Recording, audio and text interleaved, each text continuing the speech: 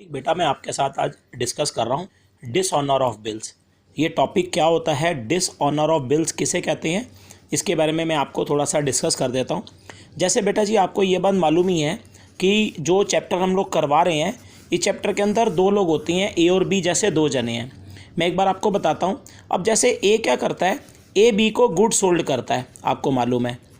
अब जैसे ए ने बी को गुड सोल्ड करे और फिर बी क्या करता है, बी ए को जो है वो बिल दे देता है। आप नॉर्मली यही समझो कि बी जो है, बी ए को जो है वो बिल दे देता है। ए के लिए वो बी आर है और बी के लिए वो बिल पेबल है, बी के लिए पेबल है। फिर ए के पास अब बी आर आ गया। फिर मान लो इस बी आर की 3 महीने का टाइम है, मतलब कि ये बी आर 3 महीने का है। अब उसके बाद मान लो ए ने इस बी आर को रिटेन करा। 1 मिनट, यही केस ले लो रिटेन वाला। ए ने इस बी आर को रिटेन, मतलब ए ने बी आर को अपने पास ही रखा। अब अगर ए बी आर को रिटेन करता है, अपने पास रखता है, तो आप बताइए बी आर ए के पास ही है, तो आप बताइए फिर जब मैच्योरिटी आएगी, मैच्योरिटी यानी कि कब, आफ्टर 3 मंथ, 3 महीनों के बाद, 3 महीनों के बाद अब जब मैच्योरिटी डेट आएगी, तो मैच्योरिटी डेट पर जो बी आर है वो तो ए के पास ही है ना। तो मैच्योरिटी डेट पर अब ए ही बी के पास जाएगा। अब मान लो ए बी के पास गया और बी को बोला, ए बी के पास जाता है और बी को बोलता है कि भाई ये जो बी आर दिखाता है उसे, ए बी को बी आर दिखा रहा है और बी को बोलता है कि भाई मेरी पेमेंट करो। ए ने बी को बोला भाई पेमेंट कर और ये बिल ले और पेमेंट कर। तो बेटा जी जब मैच्योरिटी आई ना, तो मैच्योरिटी मान लो जब ए बी के पास बिल लेकर जाता है और बी से बोलता है, इस बी से बोलता है कि पेमेंट करो, मेरा कैश दो। लेकिन बी ने क्या करा, यहाँ पे जो बी है ना वो डिफ़ॉल्टर निकल गया। डिफ़ॉल्टर का मतलब होता है बेटा जी कि बी ने ना मैच्योरिटी डेट पर इस बिल की, ये जो बिल है, इस बिल की पेमेंट देने से मना कर दिया। मतलब कि बी ने बिल की पेमेंट देने से मना कर दिया। कहने का मतलब यह है कि बी जो है वो बिल की पेमेंट जो है वो नॉट पेड का मतलब नहीं दे रहा। बी ने बिल की पेमेंट देने से मना कर दिया, नॉट पेड का मतलब बी बिल की पेमेंट नहीं दे रहा। मान लो बी की कोई मजबूरी है, होता है कहीं बी की, मान लो कोई फाइनेंशियल प्रॉब्लम हो गई, वो उसके पास पैसा नहीं है, तो बी ने ए को मना कर दिया कि मैं पेमेंट नहीं दे सकता भाई पेमेंट।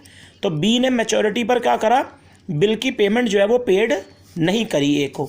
जब बी बेटा जी बिल की पेमेंट नहीं करेगा ना मैच्योरिटी पर, बी अगर बिल की पेमेंट नहीं करता, ए को नहीं करता, तो बेटा जी इस टॉपिक को कहते हैं, जब बी बिल को पेमेंट नहीं करता, बेटा जी इस टॉपिक को कहते हैं कि बिल जो है वो डिसऑनर हो गया। इसे बिल डिसऑनर का टॉपिक कहा जाता है। बिल डिसऑनर होना इसे कहते हैं कि बी ने डिफ़ॉल्टर निकल गया, बी ने पेमेंट नहीं करी बिल की ए को, तो इसे कहते हैं बिल डिसऑनर होना। बिल डिसऑनर मतलब बी जब पेमेंट ना करे बिल की, वो होता है बिल डिसऑनर। पहले आपने पढ़ा था कि बी पेमेंट कर देता था, अब बी पेमेंट नहीं कर रहा ए को, तो वो बिल डिसऑनर होता है। बिल डिसऑनर मतलब बी ने पेमेंट नहीं करी।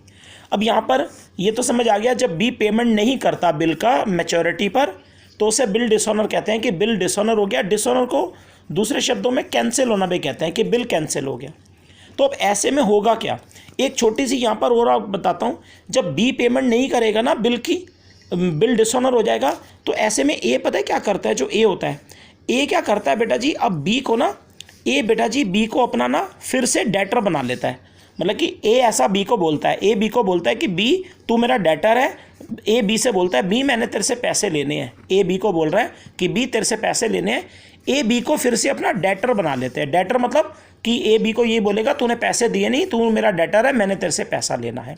एक बात ये ध्यान रखना, ए बी को अपना डेटर, ए बनाएगा डेटर किसको, बी को, ये बोलते हुए कि मैंने तेरे से पैसा लेना है क्योंकि तूने पेमेंट तो करी नहीं, तो तू मेरा डेटर है। ए ने बी को अपना डेटर बना लिया। जब बिल डिसऑनर हुआ, कैंसिल हुआ, बी ने पेमेंट नहीं करी, तो ए बी को डेटर बना लेता है। तो ये तो आपको बिल डिसऑनर की बात समझ आ गई।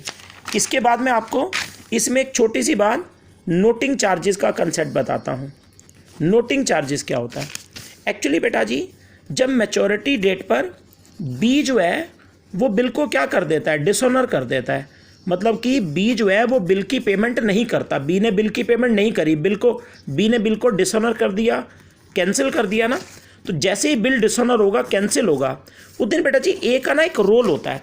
अब ए को पता है क्या करना होगा, बिल तो इसके पास ही था ना, बी आर तो किसके पास था, ए क्या करेगा बेटा जी, उसी दिन सेम डे की बात कर रहा हूँ, ए क्या करेगा बेटा जी, उसी दिन ना कोर्ट जाता है, मतलब कि ए को ना बेटा जी कोर्ट जाना होगा, और कोर्ट में जाकर ना बेटा जी इस बिल के ऊपर, जो ए के पास ये बी आर है, ए को बेटा जी इस बिल के ऊपर ना स्टैंप लगवानी होगी। ए इस बिल के ऊपर स्टैंप लगवाएगा किसकी, डिसऑनर की, कि ये बिल डिसऑनर हो गया। ए जाएगा कोर्ट, क्योंकि बिल किसके पास है, बी आर ए के पास। ए कोर्ट जाएगा, कोर्ट जाकर बिल के ऊपर ना, बिल के ऊपर जो है स्टैंप लगवाएगा। ए कोर्ट जाकर बिल के ऊपर स्टैंप लगवाएगा डिसऑनर की, कि बिल डिसऑनर हुआ। उसकी कोर्ट में जाकर बिल डिसऑनर होने की, कोर्ट में जाकर ना स्टैंप लगवानी पड़ती है, बिल के ऊपर स्टैंप लगवानी पड़ती है। और कोर्ट के अंदर ना एक नोटरी पब्लिक ऑफिसर होता है, मतलब कि कोर्ट में बैठते हैं ये, कोर्ट में एक नोटरी पब्लिक ऑफिसर होता है। वो जो ऑफिसर होता है वही ये स्टैंप लगाता है, ये जो स्टैंप है वो ऑफिसर ही लगाता है। और बेटा जी ये जो ऑफिसर है ना, ये कुछ चार्जेस लेता है, मतलब कि मान लो इसने 100 रुपये या 200 रुपये ले लिए, ये बिल के ऊपर स्टैंप लगाने के, ये नोटरी ऑफिसर स्टैंप लगवाता है और नोटरी ऑफिसर चार्जेस लेता है। नोटरी ऑफिसर चार्जेस लेगा 100-200 रुपये, कुछ भी 100-200 रुपये हो सकता है। और वो जो 100-200 रुपये नोटरी ऑफिसर चार्जेस किसके ले रहा है, स्टैंप लगाने के। स्टैंप किसकी है, बिल डिसऑनर की। बिल डिसऑनर की स्टैंप लगाने के नोटरी ऑफिसर चार्ज लेता है। वो चार्जेस कौन पे करेगा, वो चार्जेस पे करेगा ए ही तो करेगा, ए ही तो कोर्ट जा रहा है, ए कोर्ट जा रहा है, स्टैंप लगवा रहा है नोटरी ऑफिसर से, तो वो चार्जेस भी कौन पे करेगा, वो जो चार्जेस है नोटरी ऑफिसर के स्टैंप लगाने के, वो ए पे करेगा। ए वो चार्जेस नोटरी ऑफिसर को देगा 100 रुपये स्टैंप लगाने के बिल के ऊपर। और ये जो 100 रुपये ए चार्जेस देगा ना नोटरी ऑफिसर को 100 रुपये, बेटा जी इन्हीं चार्जेस को हम नोटिंग चार्जेस कहते हैं। इन्हें कहा जाता है नोटिंग चार्जेस। ये होते हैं नोटिंग चार्जेस जो ए कोर्ट में जाकर नोटरी ऑफिसर को भरता है स्टैंप लगाने के। बिल डिसऑनर की स्टैंप लगती है, उसी दिन जब बिल डिसऑनर होगा बी पैसे नहीं देगा, ए जाकर कोर्ट में स्टैंप लगवाएगा।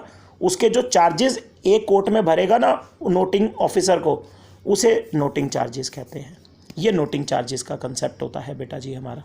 इसके साथ एक छोटी सी बात आपको और बता दूं, अब ये नोटिंग चार्जेस किसने भरे, ये नोटिंग चार्जेस देखो पे तो ए करके आया है, लेकिन आपको पता है ये नोटिंग चार्जेस जो ए भर के आया ना 100 रुपये, ये 100 रुपये भी ना, ये 100 रुपये भी ए जो है वो बी से ही डिमांड करता है। मतलब कि ए बी को ही बोलता है, ए भर तो आएगा एक बार 100 रुपये, लेकिन ए बी को ही बोलता है। ए जो है बी को बोलेगा कि बी तू ही ये 100 रुपये भरेगा, यानी कि ये जो 100 रुपये हैं ए बी से डिमांड करता है कि बी तू देगा ये 100 रुपये। ए भर के आया लेकिन बाद में वो बी से ही लेता है, ए बी से ही ये 100 रुपये लेगा, याद रखना। तो ये जो नोटिंग चार्ज है ना, ये जो नोटिंग चार्ज है ये याद रखना बी के लिए ना एक एक्सपेंस है। एक्सपेंस किसके लिए है, ये बी के लिए। बी के लिए ये नोटिंग चार्ज जो है वो एक्सपेंस है, मतलब कि ये मैं आपको दिखा रहा हूँ, ये बी के लिए नोटिंग चार्ज एक्सपेंस है, हमेशा याद रखिएगा।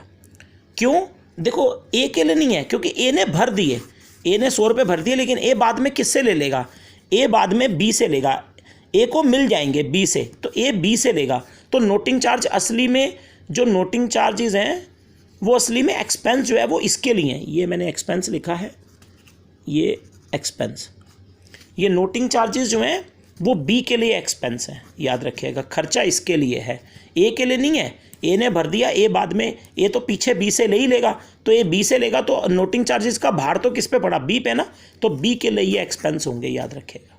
इतना आप ध्यान रखिएगा, नोटिंग चार्ज बी के लिए एक्सपेंस है, खर्चा इसके लिए भर ये रहा है, बाद में लास्ट में बी नहीं ए को देना है, बी ए को देगा ये 100 रुपये नोटिंग चार्ज भी, याद रखिएगा। तो ऐसे बेटा जी बिल डिसऑनर और नोटिंग चार्जेस का ये कंसेप्ट होता है बेटा जी।